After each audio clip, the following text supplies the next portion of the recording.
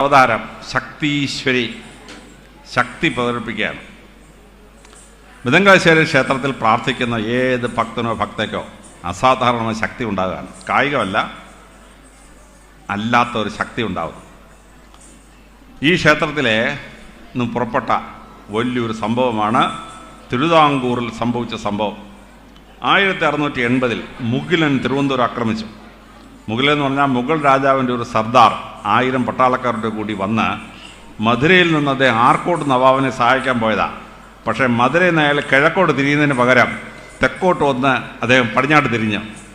അദ്ദേഹം എന്തുപറ്റെന്നറിയാമോ? തിരുവനന്തപുരം പട്ടണത്തിൽ വന്ന് ലാൻഡ് ചെയ്തു. 1000 മുസ്ലിം പട്ടാളക്കാർ വന്ന് ലാൻഡ് ചെയ്തു.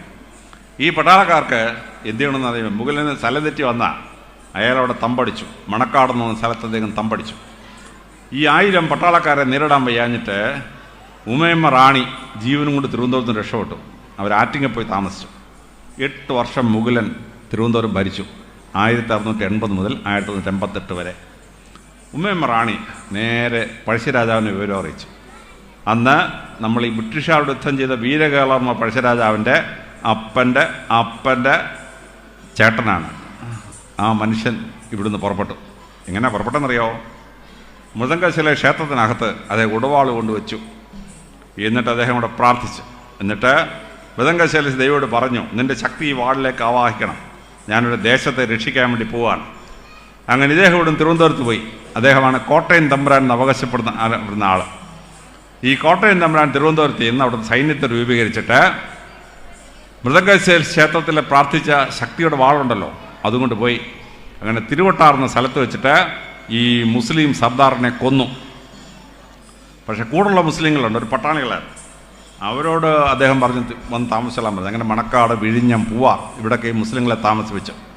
അതുകൊണ്ടാണ് തിരുവനന്തപുരത്ത് ഈ പട്ടാണി എന്ന് പറയും. പട്ടാണി എന്ന് പറഞ്ഞാൽ ഈ പത്താൻ, പാകിസ്ഥാനിലെ പത്താൻ ദേശത്ത് വന്നിരുന്ന ആ പട്ടാളക്കാർ. തിരുവനന്തപുരത്ത് മുസ്ലിംസ് എങ്ങനെയാണ് ഈ പട്ടാണികൾ എന്നറിയപ്പെടുന്നത്.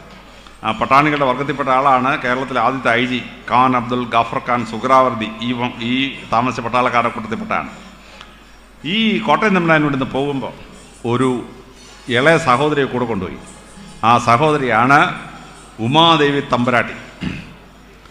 ഈ പഴശ്ശിരാജാവ് സാധാരണ യാത്ര ചെയ്യുമ്പോൾ ഈ വാള് കൂടെ കൊണ്ടുപോയിരുന്നു. പക്ഷെ ഒരു ദിവസം രാത്രിയിൽ നടക്കാൻ പോകാൻ നേരം ഈ വാള് ഒരു തൂണിൽ വെച്ച് കെട്ടിയിട്ട് അദ്ദേഹം നടക്കാൻ പോയി.